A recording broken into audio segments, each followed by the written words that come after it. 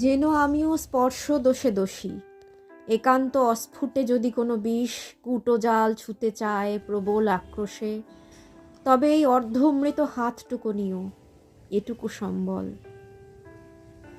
নমস্কার, আমি জীবন নদী। আমার জীবন নদী ভ্লগ নিয়ে আপনাদের কাছে আজকে আবার চলে এসেছি।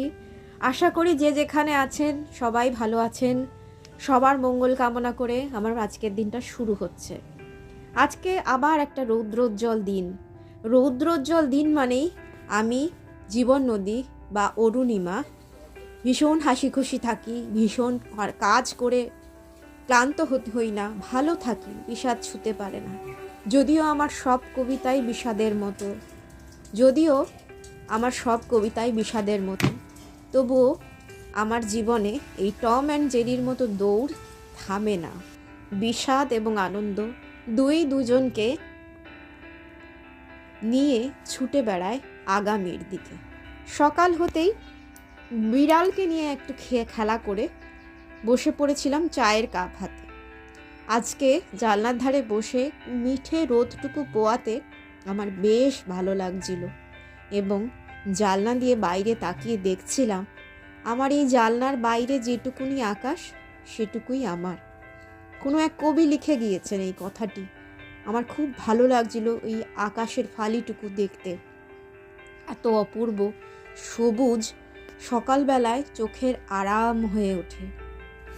এছাড়া আমার কিছু বলার ছিল না, তাই তারা গুটোনো ক্যালেন্ডার নিয়ে ফিরে গেছে অতীতের ঘরে। প্রতিদিন ভোর আসে, গোপনে রোদের চিঠি খুলে মেলে ধরে। উঠোনে ছড়িয়ে থাকে অপুষ্ট সংসার, প্রেমিকের মুখোমুখি বসিনি কখনো। দূর থেকে ধূসরতা দেখি, বিকেলের রং কিভাবে বদলে যায়। অবধারিতভাবে ছাদ থেকে নেমে আসতে হয় এবং এক টুকরো জমানো স্মৃতির মতন ফ্রিজের ঠান্ডায় জমে থাকা মাংস বের করে সেগুলোকে জলের উষ্ণতায় আবার ফিরিয়ে আনতে হয়, সতেজ করতে হয়। আজকে বানাচ্ছিলাম গার্লিক পেপার বাটার চিকেন। বিরাট বড় একটা নাম, তাই না? কিন্তু খেতে হয় অসাধারণ। একটু নুন, গোলমরিচ, লেবুর রস মাখিয়ে রাখবেন। এই ফাঁকে টুক করে বলে দিই, রসুনের খোসা ছাড়ানোর জন্য একটু গরম জলে ভিজিয়ে রেখে হাতে ডলে নিলেই রসুনের খোসা কিন্তু উঠে যায়। ওদিকে আড় মাছ ভিজিয়ে রেখেছিলাম রসা করব বলে, আর এদিকে মিক্সির বাটিতে 4 মগজ, কাজু বাদাম এবং রসুন আর 2-1টা কাঁচা লঙ্কা পেস্ট করে নিয়েছি। এই যে দেখছেন দানা দানা পেস্টের পরে কিন্তু একটু মিহি পেস্ট করে নিচ্ছিলাম। তারপর ভাতটা আধ ফুটন্ত হলে আমি ঢাকা চাপা দিয়ে গ্যাস নিভিয়ে দিই। এভাবে সংসারে সাশ্রয় হয়। সাশ্রয় না করলে মাসের শেষে কি করব বলুন তো? হাতে তখন টাকা থাকে না, তখন মনে হয় আমার মতো কাঙাল পৃথিবীতে কেউ নেই। তারপর তেলের সঙ্গে বাটার যোগ হয়। যেমন কথার মধ্যে সামান্য মিষ্টতা মিশিয়ে দিলে আপনারা খুশি হন, আমি খুশি হই, সেভাবে তেলের মধ্যে অল্প একটু মাখনের ছোঁয়া আমার চিকেনের টুকরোগুলোকে মোলায়েম করে তোলে সুগন্ধি, আর রসনার স্পর্শে তুলতুলে মাখনের মতো মিলিয়েও যায় তারাতে। তারপর বাটা মশলাটা দিয়ে কষে নিলাম এবং বাটি ধোয়া জলের টুকটা কিন্তু সবাই আমরা করে থাকি, কি বলুন, তাই না বন্ধুরা? তারপর কাঁচা লঙ্কা চেরা দিয়ে ঝোলটাকে তেল ভেসে ওঠা পর্যন্ত কষিয়ে নিয়ে এবং ঝোলটা আরেকটু টানিয়ে নিয়ে আমার রেডি হয়ে যায় গার্লিক পেপার বাটার চিকেন। তারপর দেখুন রোজের মতো উঠোনটা ঝাড় দিতে থাকি সঙ্গী আজকের বাচ্চাদের সঙ্গে নিয়ে। গার্লিক পেপার বাটার চিকেন, আর মাছের রসা, ডাল ফ্রাই, ধনেপাতা বাটা দিয়ে ফুলকপি আলুর তরকারি মাখা আর ভাত। এতগুলো বাসন হয়েছে, এগুলো মেজে নেব, তারপর অন্য কাজ করব। সব মুছে গেলে অস্পষ্ট জলছাপ ফুটে ওঠে।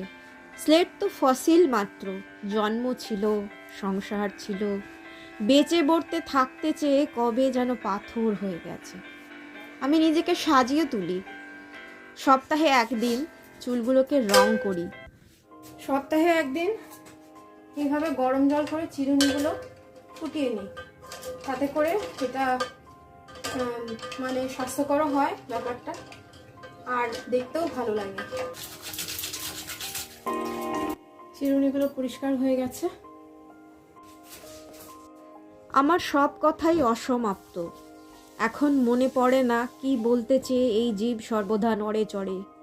ঘুরিয়ে ফিরিয়ে নিজেকে দেখেছি, দেখবার মতো কিছু নেই।